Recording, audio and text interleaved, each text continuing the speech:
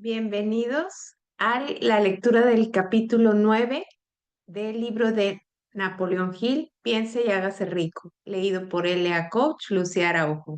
Capítulo 9, la perseverancia. El esfuerzo sostenido necesario para mover la fe. El octavo paso hacia la riqueza. La perseverancia es un factor esencial para el procedimiento de transformar el deseo en su equivalente monetario. El fundamento de la perseverancia es la fuerza de voluntad. Cuando la fuerza de voluntad y el deseo se combinan adecuadamente, forman una asociación irresistible. En general, a los hombres que acumulan grandes fortunas se les considera personas frías, a veces despiadadas incluso. A menudo son mal interpretados. Lo que tienen es fuerza de voluntad, que ellos combinan con la perseverancia, utilizando ambas cosas para apoyar sus deseos y asegurarse así el logro de sus objetivos. Repito, lo que tienen es fuerza de voluntad, que ellos combinan con la perseverancia, utilizando ambas cosas para apoyar sus deseos y asegurarse así el logro de sus objetivos. La gran mayoría de la gente está preparada para echar por la borda sus objetivos y propósitos, abandonándolos a la primera señal de oposición o desventura. Unos pocos continúan, a pesar de todas las oposiciones, hasta que lo alcanzan. Es posible que no exista ninguna connotación heroica en el concepto de perseverancia, pero esa cualidad es para el carácter de un hombre lo que el carbón es para el acero. En general, la formación de una gran fortuna implica la puesta en práctica de los 13 factores de esta filosofía. Todos aquellos que acumulan dinero tienen que comprender estos principios y deben aplicarlos con perseverancia. Su test de perseverancia. Si usted está siguiendo lo que se dice en este libro con la intención de aplicar los conocimientos que comunica, su primera prueba en cuanto a su nivel de perseverancia se lo encontrará cuando empiece a seguir los 6 pasos descritos, en el segundo capítulo. A menos que usted sea una de las personas de cada 100 que ya poseen un objetivo marcado, que se esfuerza por alcanzar, así como un plan definido para conseguirlo, puede leer las instrucciones y continuar después con su rutina diaria sin llegar a cumplir nunca estas instrucciones. Repito, a menos que usted sea una de las 2 personas de cada 100 que ya poseen un objetivo marcado, que se esfuerza por alcanzar, así como un plan definido para conseguirlo, puede leer las instrucciones y continuar después con su rutina diaria sin llegar a cumplir nunca esas instrucciones. La falta de perseverancia es una de las grandes causas del fracaso. Es más, la experiencia con miles de personas ha demostrado que la falta de perseverancia es una debilidad común a la mayoría de las personas. Se trata de una debilidad que puede superarse mediante el esfuerzo. La facilidad con la que se venza la falta de perseverancia dependerá por completo de la intensidad del deseo de cada cual. El punto de partida de todo logro es el deseo. Téngalo en cuenta constantemente. Unos deseos débiles llevan consigo unos resultados débiles, del mismo modo que un fuego pequeño produce muy poco calor. Si le parece que le falta perseverancia, si le parece que le falta perseverancia, remédielo construyendo en su interior un fuego mucho más intenso por debajo de sus deseos. Repito, si le parece que le falta perseverancia, remédielo construyendo en su interior un fuego mucho más intenso por debajo de sus deseos. Continúe leyendo hasta el final y luego vuelva al capítulo 2 y empiece de inmediato a llevar a cabo las instrucciones de allí que allí se dan en relación con los 6 pasos. La avidez con la que siga esas instrucciones indicarán con claridad lo mucho o lo poco que desea acumular dinero. Si descubre que siente indiferencia ante ello, le aseguro que no ha adquirido todavía la conciencia del dinero que debe poseer antes de poder estar seguro de acumular una fortuna. Las fortunas gravitan hacia los hombres cuyas mentes han sido preparadas para atraerlas con la misma seguridad con que el agua gravita hacia el océano.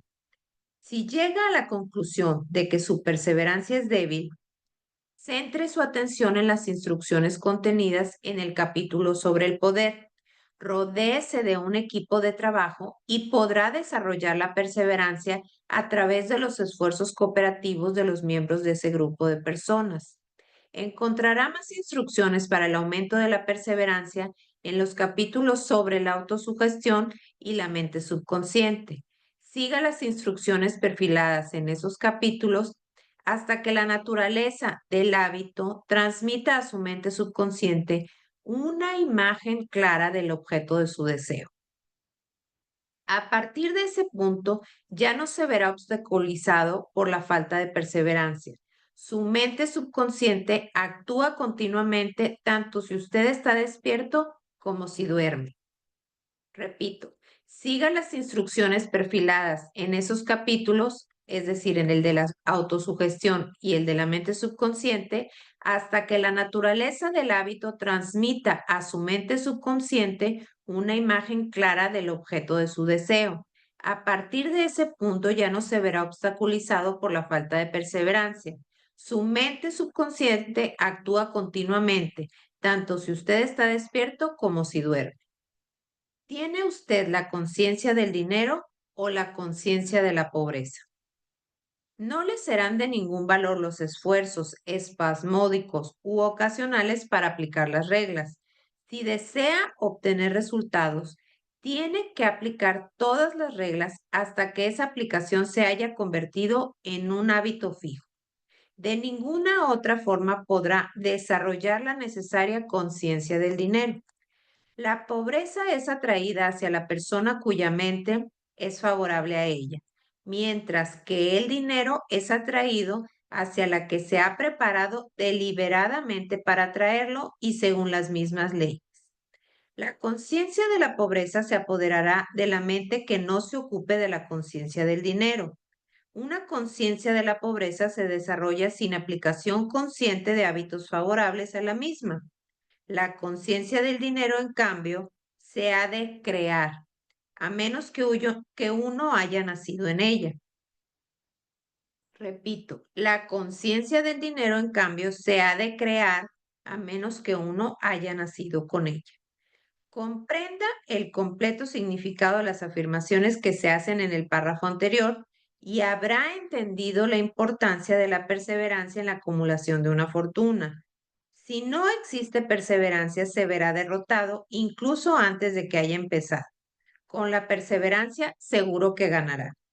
Si alguna vez ha experimentado una pesadilla, se dará cuenta del valor de la perseverancia.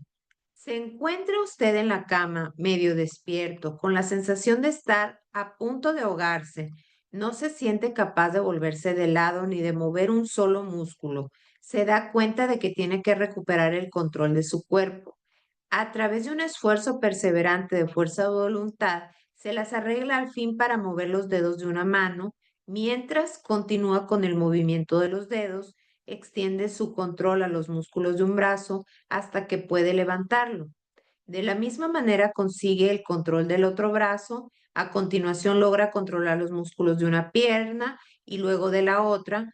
Por último, y con un supremo esfuerzo de voluntad, recupera el control completo de su sistema muscular y entonces logra escapar de su pesadilla. El truco se ha efectuado paso a paso. ¿Cómo liberarse de la inercia mental? ¿Cómo librarse de la inercia mental? Es posible que le sea necesario librarse de su inercia mental. Debe hacerlo mediante un procedimiento similar, con movimientos lentos al principio para luego aumentar poco a poco su velocidad hasta recuperar un control completo de su voluntad.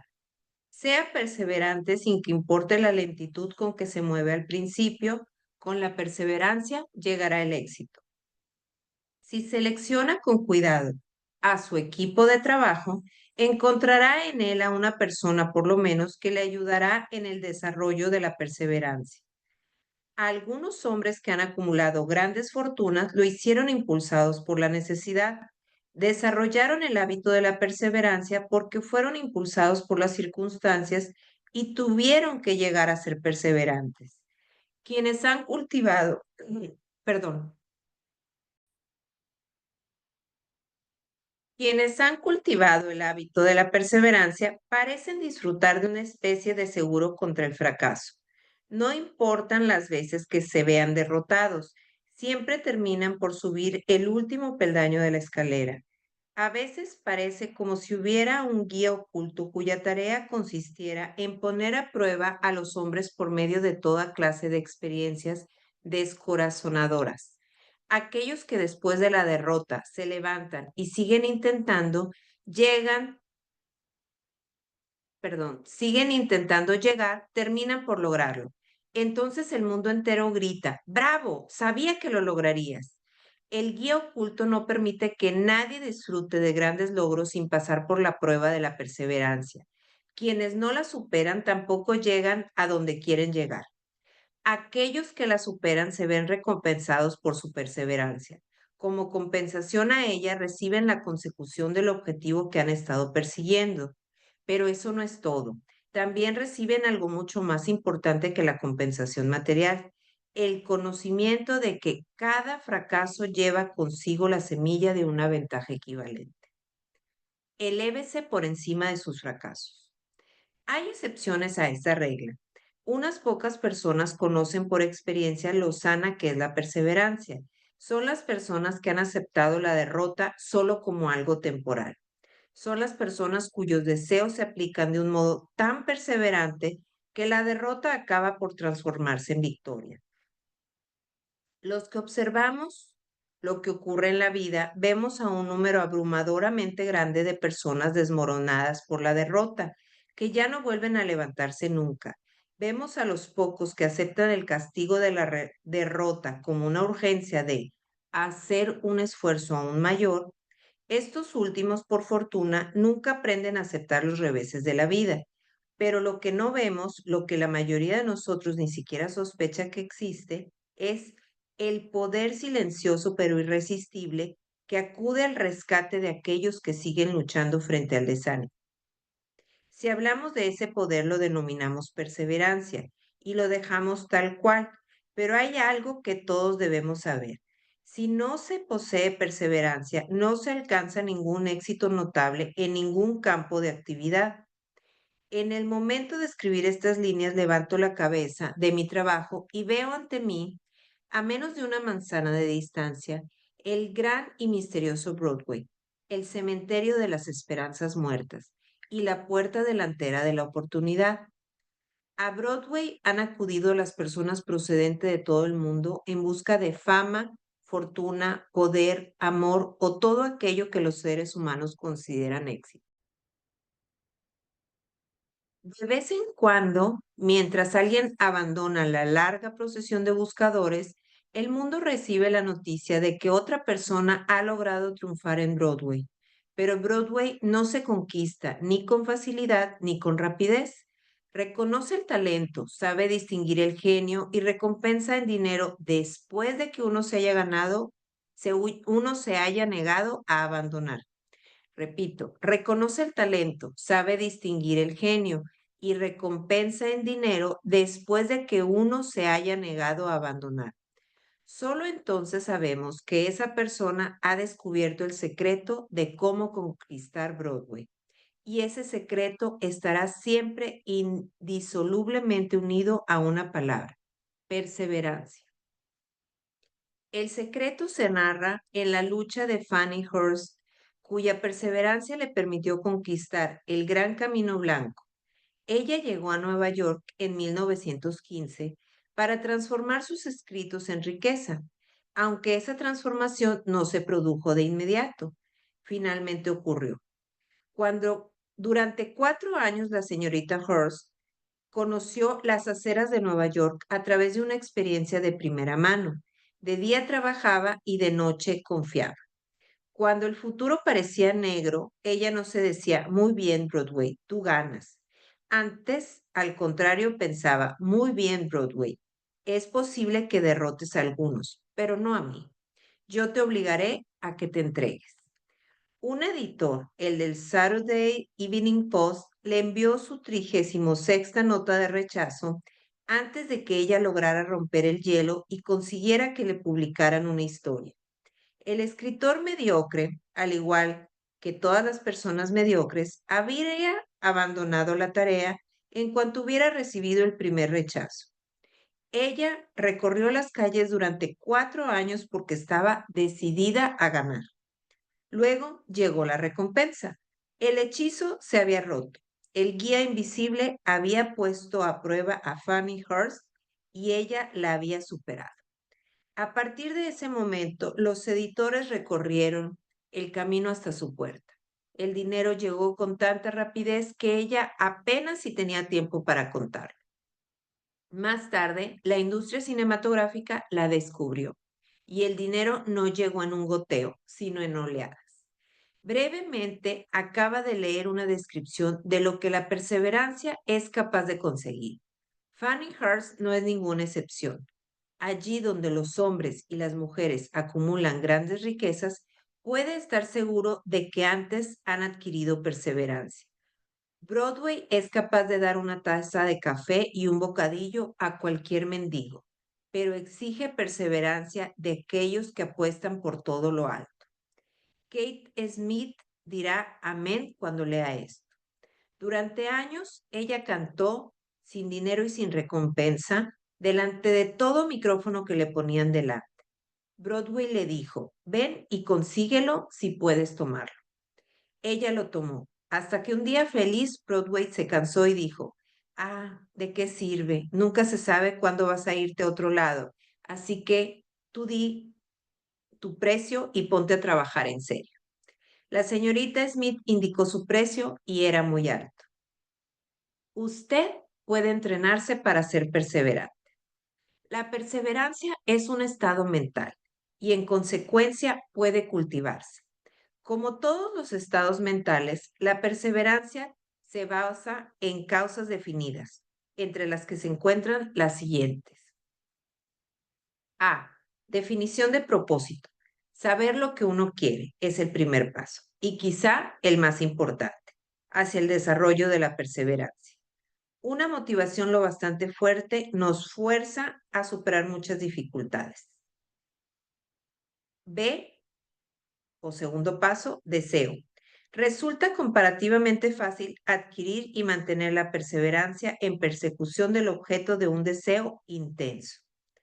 C, o tercer paso, confianza en sí mismo.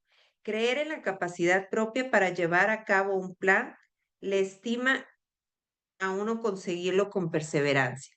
Se puede desarrollar la confianza en sí mismo por medio del principio descrito en el capítulo sobre la autosugestión. D, o cuarto paso, definición de planes. Los planes organizados, aun cuando sean débiles y poco prácticos, estimulan la perseverancia. E, o quinto paso, conocimiento exacto. La perseverancia se ve estimulada por el hecho de saber que los planes de uno son sanos y que están basados en la experiencia o en la observación. Suponer en lugar de conocer destruye la perseverancia. F, o sexto paso, cooperación. La simpatía, la comprensión y la cooperación armoniosa con los demás tienden a desarrollar la perseverancia. G, o séptimo paso, fuerza de voluntad. El hábito de concentrar los pensamientos propios en la construcción de planes destinados al logro de un propósito definido conduce a la perseverancia. H, o octavo paso, hábito. La perseverancia es el resultado directo del hábito. La mente absorbe y se convierte en una parte de las experiencias diarias de las que se alimenta. El temor, que es el peor de todos los enemigos, puede curarse con toda efectividad por la repetición forzada de actos de valor. Todo aquel que haya luchado en una guerra lo sabe muy bien.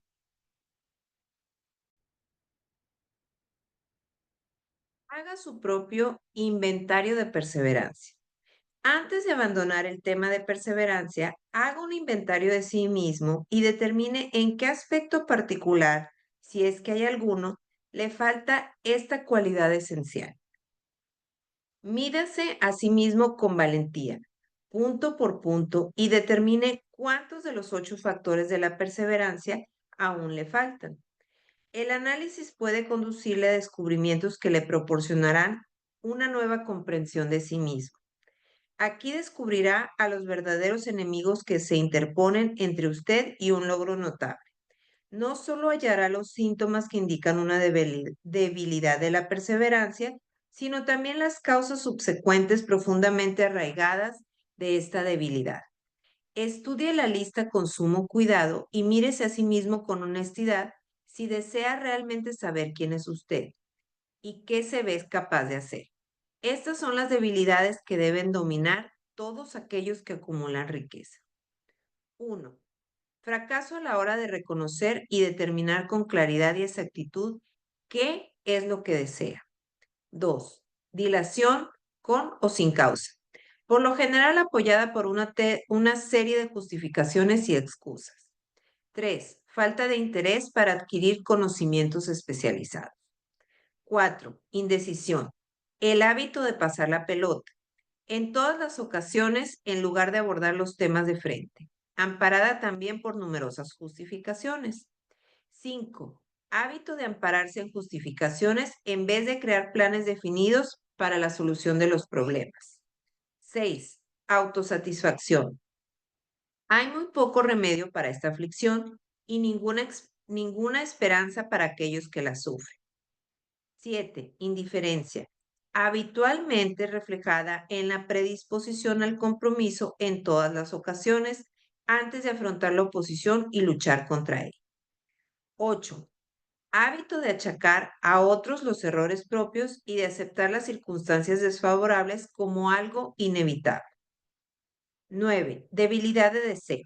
A causa de la negligencia en la elección de los motivos que impelen a la acción. 10. Predisposición e incluso avidez por abandonar la lucha a la primera señal de derrota, basada en uno o en varios de los 6 temores básicos. 11. Falta de planes organizados expuestos por escrito de forma que puedan ser analizados. 12. Hábito de descuidar el moverse por ideas o de aprovechar la oportunidad cuando se presenta. 13. Desear en lugar de querer. 14. Hábito de alcanzar un compromiso con la pobreza en lugar de aspirar a la riqueza. Ausencia general de ambición de ser, de hacer y de poseer. 15. Buscar todos los atajos hacia la riqueza, tratando de conseguir sin estar dispuesto a dar un equivalente justo, lo que suele verse reflejado en el hábito del juego y en la tendencia a buscar buenas gangas. 16. Temor a la crítica y al fracaso a la hora de crear planes y ponerlos en práctica a consecuencia de lo que otros piensen, hagan o digan. Este enemigo debería estar al principio de la lista porque por lo general existe en la mente subconsciente, donde su presencia no suele ser reconocida. Véase los 6 temores básicos en un capítulo posterior. Si teme a las críticas. Examinemos algunos de los síntomas del temor a la crítica. La mayoría de la gente permite que parientes, amigos y público en general influyan sobre ellos de tal modo que no son capaces de vivir su vida propia debido a su temor a la crítica. Muchas personas cometen un error al casarse, pero aceptan la situación y llevan una vida miserable y desgraciada porque temen a la crítica que les harían si decidiesen corregir el error. Cualquiera que se haya sometido a esta forma de temor conoce muy bien el daño irreparable que causa, ya que destruye la ambición y el deseo de conseguir algo. Millones de personas descuidan adquirir una educación adecuada porque, tras haber abandonado los estudios, temen a la crítica. Incontables hombres y mujeres, tanto jóvenes como ancianos, permiten que los parientes echen a pique sus vidas en nombre del deber porque temen a la crítica. El deber no exige a ninguna persona que se someta a la destrucción de sus ambiciones personales y del derecho a vivir su vida a su manera. La gente se niega a correr riesgos en los negocios porque temen a la crítica que se les haría si fracasaran. En tales casos, el temor a la crítica es mucho más fuerte que el deseo de alcanzar el éxito. Demasiadas personas se niegan a establecer objetivos elevados e incluso descuidan en seleccionar una carrera porque temen a la crítica de parientes y amigos de los cuales pueden decir, no aspires tan alto porque la gente pensará que estás loco.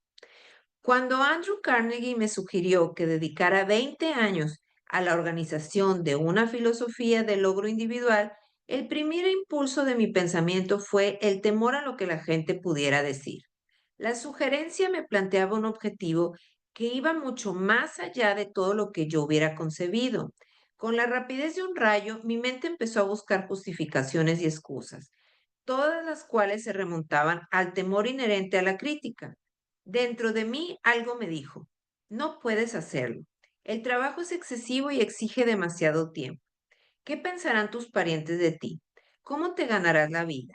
Nadie ha organizado jamás una filosofía del éxito. ¿Qué derecho tienes a pensar que tú puedes hacerlo? ¿Quién eres tú en cualquier caso para apuntar tan alto? Recuerda tu humilde nacimiento. ¿Qué sabes tú acerca de la filosofía del éxito? La gente pensará que estás loco y lo pensaron. ¿Por qué no lo ha hecho otra persona antes que tú? Estas y otras muchas preguntas cruzaron rápidamente por mi mente y exigieron mi atención. Parecía como si de repente todo el mundo hubiera vuelto la atención hacia mí, con el propósito de ridiculizarme para que abandonase todo deseo de llevar a cabo la sugerencia del señor Carnegie. Dispuse de una excelente oportunidad allí mismo, en ese momento, para matar toda ambición antes de recuperar el control de mí mismo. Más tarde, después de haber analizado a miles de personas, descubrí que casi todas las ideas nacen muertas y necesitan que se les inyecte el aire de la vida por medio de planes definidos de acción inmediata. La mejor ocasión para cuidar una idea es en el momento en que nace. Cada minuto que ésta vive le proporciona una mejor oportunidad de sobrevivir. El temor a la crítica se encuentra en el fondo de la destrucción de la mayoría de las ideas que nunca alcanzarán la fase de planificación y puesta en práctica. La casualidad. La casualidad puede hacerse a medida. Muchas personas creen que el éxito material es el resultado de casualidades favorables. Hay una parte de verdad en esa creencia, pero quienes dependen por completo de la suerte casi siempre se verán desilusionados porque pasan por alto otro factor importante que debe hallarse presente antes de que uno pueda estar seguro del éxito.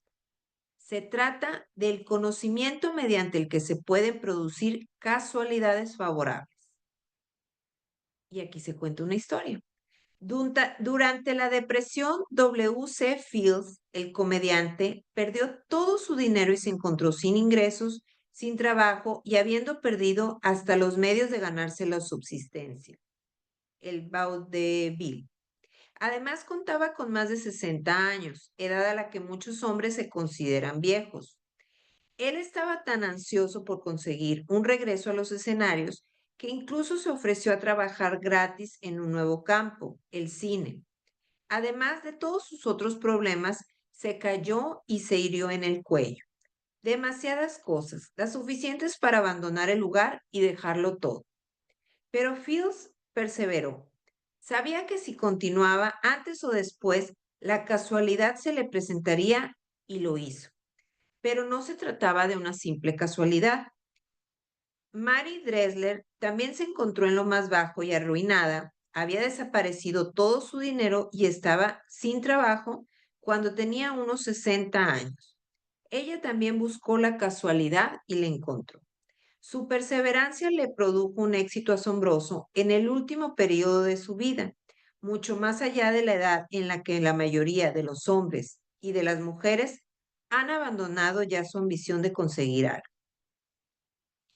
Eddie Cantor también perdió su dinero en el crack de la bolsa de 1929, pero aún le quedaban la perseverancia y el valor. Dotado de estas dos armas, más dos ojos prominentes, se explotó a sí mismo hasta alcanzar unos ingresos de $10,000 semanales. Desde luego, si uno tiene perseverancia, se puede llegar muy lejos, incluso sin muchas de las otras cualidades. La única casualidad en la que se puede confiar es aquella que uno ha sabido labrarse por sí mismo. Y eso es algo que se alcanza mediante la aplicación de la perseverancia. El punto de partida siempre es la definición del propósito. Examine a las primeras 100 personas que encuentre, pregúnteles qué es lo que más desean en la vida y 98 de ellas le contestarán que no son capaces de decírselo. Si les presionas para que les den una respuesta, algunas de ellas dirán seguridad, otras dinero, unas pocas felicidad, algunas otras fama y poder, otras reconocimiento social o una vida cómoda, habilidad para bailar, cantar o escribir, pero ninguna de ellas será capaz de definir esos términos o de ofrecer la menor indicación acerca de la existencia de un plan mediante el que confían alcanzar sus deseos expresados de una forma tan vaga. Las riquezas no responden a los deseos, solo a los planes definidos, apoyados por deseos concretos, alcanzados a través de una constante perseverancia. ¿Cómo cultivar la perseverancia? Hay 4 pasos sencillos que conducen al hábito de la perseverancia. No exigen la posesión de una gran cantidad de inteligencia ni de un nivel particular de educación, sino un tiempo y un esfuerzo mínimos. Los pasos necesarios son: 1. Propósito definido apoyado por un ardiente deseo de cumplirlo. 2. Un plan definido expresado en una acción continua. 3. Una mente cerrada a toda influencia y desánimo negativo, incluyendo las sugerencias negativas de los parientes, amigos y conocidos. 4. Una alianza amistosa con una persona o más capaz de animar a uno a seguir adelante con el plan y con el propósito. Esos 4 pasos son esenciales para el éxito en todos los ámbitos de la vida. Todo el propósito de los 13 principios de esta filosofía consiste en permitirle a uno dar estos 4 pasos de forma que se conviertan en un hábito. Son los pasos mediante los que uno puede controlar su propio destino económico. Son los pasos que conducen a la libertad y a la independencia de pensamiento. Son los pasos que conducen a las riquezas en pequeñas cantidades o en grandes. Son los pasos que conducen al poder, a la fama y al reconocimiento mundial. Son los 4 pasos que garantizan casualidades favorables. Son los 4 pasos que convierten los sueños en realidades físicas. Son los 4 pasos que conducen al dominio del temor, del desánimo y de la indiferencia. Hay una magnífica recompensa para todos aquellos que aprendan a dar estos 4 pasos. Es el privilegio de escribir lo que será la propia vida y de conseguir que ésta proporcione lo que se le pide. ¿Cómo vencer las dificultades? ¿Cuál es el poder místico que da a los hombres de perseverancia la capacidad para dominar las dificultades? ¿Acaso la cualidad de la perseverancia despierta en la mente de uno alguna forma de actividad espiritual, mental o química que le permite el acceso a fuerzas sobrenaturales? ¿Es que la inteligencia infinita se pone del lado de la persona que prosigue la lucha, aun después de que la batalla se haya perdido, a pesar de que el resto del mundo esté del lado opuesto? Esta y otras muchas preguntas similares surgían en mi mente a medida que observaba a hombres como Henry Ford, que empezando desde abajo construyó un imperio industrial de enormes proporciones, contando al principio con poco más que una gran perseverancia, o como Thomas Alva Edison, que con menos de 3 meses de haber asistido a la escuela se convirtió en el principal inventor mundial y consiguió que la perseverancia se transformara en el fonógrafo, la cámara de cine y la bombilla incandescente, por no referirnos a otro medio centenar de inventos muy útiles. Tuve el feliz privilegio de analizar tanto al señor Edison como al señor Ford, año tras año, durante un largo periodo de tiempo, y en consecuencia dispuse de la oportunidad de estudiarlos de cerca, de modo que hablo por conocimiento personal cuando digo que no encontré en ninguno de ellos cualidad alguna, excepto la perseverancia, que explicara ni siquiera remotamente la gran fuente de la que procedían sus estupendos logros. Cuando se lleva a cabo un estudio imparcial de los profetas, los filósofos, los hombres que producen milagro y los líderes religiosos del pasado, se llega a la inevitable conclusión de que la perseverancia, la concentración del esfuerzo y la definición del propósito fueron las grandes fuentes que les permitieron alcanzar sus logros.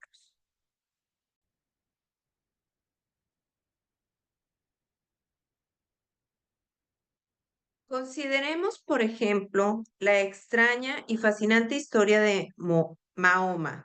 Analicemos su vida, comparémosla con la de hombres de grandes logros en esta era actual de la industria y las finanzas, y observaremos que todos ellos tienen un rasgo común destacado, la perseverancia. Si está muy interesado en el estudio del extraño poder que proporciona potencia a la perseverancia, lea la biografía de Mahoma, en especial escrita por Esad Bey. El siguiente y breve extracto del libro, publicado por Thomas Sugre en el Herald Tribune, le ofrece una visión previa de lo mucho que le espera a quienes se tomen el tiempo de leer la historia completa de uno de los ejemplos más asombrosos del poder de la perseverancia conocido por la civilización. Y aquí empieza El último gran profeta por Thomas Sugre. Mahoma fue un profeta, pero jamás hizo milagros. No fue un místico, no poseía una educación formal, no inició su misión hasta que cumplió los 40 años. Cuando anunció que era el mensajero de Dios, portador de la palabra de la religión verdadera, fue ridiculizado y tachado de lunático. Los niños se burlaban de él y las mujeres le arrojaban basura. Fue desterrado de su ciudad natal, la Meca, y sus seguidores privados de sus bienes mundanos y enviados al desierto tras él. Después de haber predicado durante 10 años, no tenía nada que mostrar excepto destierro, pobreza y ridículo. Sin embargo, antes de que transcurrieran otros 10 años, se había convertido en el dictador de toda Arabia, en gobernante de la Meca y en la cabeza de un nuevo mundo religioso que con el tiempo se extendería hasta el Danubio y los Pirineos, antes de agotar el impulso que él le proporcionó. Ese impulso fue de tres clases: el poder de las palabras, la eficacia de la oración y el parentesco del hombre con Dios. Su carrera nunca tuvo sentido. Mahoma nació de miembros empobrecidos de una familia dirigente de la Meca. Al ser la Meca, cruce de caminos del mundo, hogar de la piedra mágica llamada la Kaaba, gran ciudad comercial, centro de las rutas de caravanas y no muy saludable, los niños eran enviados al desierto para que fueran criados por los beduinos. De ese modo, Mahoma fue alimentado y obtuvo fortaleza y salud de la leche de de madres nómadas y experimentadas. Atendió a las ovejas y no tardó en ser contratado por una viuda rica como jefe de sus caravanas. Viajó a todas las partes del mundo oriental, habló con muchos hombres de diversas creencias y observó el declive de la cristiandad en sectas que guerreaban las unas con las otras.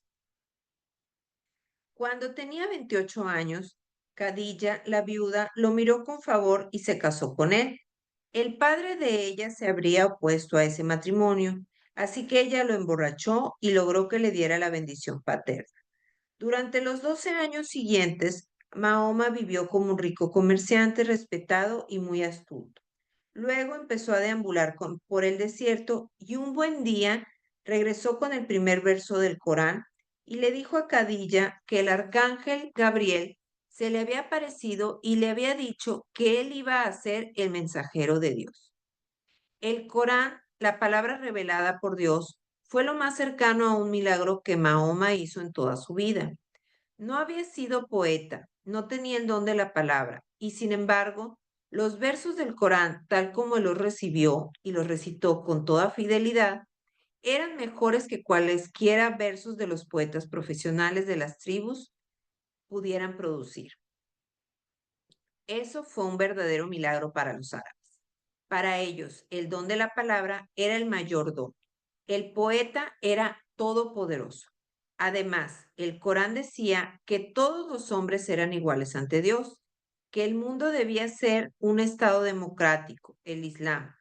Esta herejía política, más el deseo de Mahoma de destruir los 360 ídolos existentes en la plaza de la Kaaba, fue lo que le ganó el destierro. Los ídolos atraían a las tribus del desierto a la Meca y eso significaba comercio. Así que los hombres de negocios de la Meca, los capitalistas de los que él mismo había formado parte, se echaron sobre Mahoma. Entonces él se retiró al desierto y demandó la soberanía sobre el mundo entero. El auge del Islam comenzó. Del desierto surgió una llamarada que no extinguiría. Un ejército democrático luchando como una unidad y preparado para morir sin pestañear. Mahoma había invitado a judíos y a cristianos a unírsele, porque él no estaba creando una nueva religión. Estaba llamando a todos aquellos que creían en un solo Dios a unirse en una sola fe. Si los judíos y los cristianos hubieran aceptado su invitación, el Islam habría conquistado el mundo entero. Pero no fue así. Ni siquiera aceptaron la innovación de Mahoma de introducir la guerra humana.